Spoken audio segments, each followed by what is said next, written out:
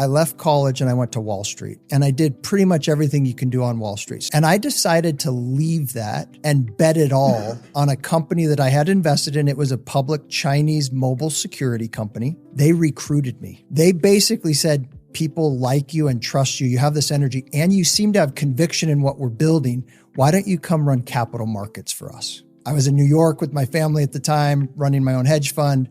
And we made the decision to return all the money to investors, moved to Dallas, and we went all in. At the time that we did this, the stock was trading at $3 and had about a 300 million market cap. That was in July of 2013. From July to October of 2013 in the seat, stock went from 3 to 25. 300 million market cap to a couple billion market cap. I'm all in. So on paper at the time, it's home run status, hero status. In October of 2013, Muddy Waters, famous short selling firm, they alleged all sorts of irregularities. To kind of put a button on the story, this led to a couple year process where at the end of the day, in order for the company to really move forward, it needed to effectively remove its chairman. And ultimately, board of the company had to make a decision. And they decided to effectively fleece the US investors, go dark, delist, steal the assets. Left me, along with all of our shareholders, along with all of our investors, high and dry. And I decided to fight in a different way. That included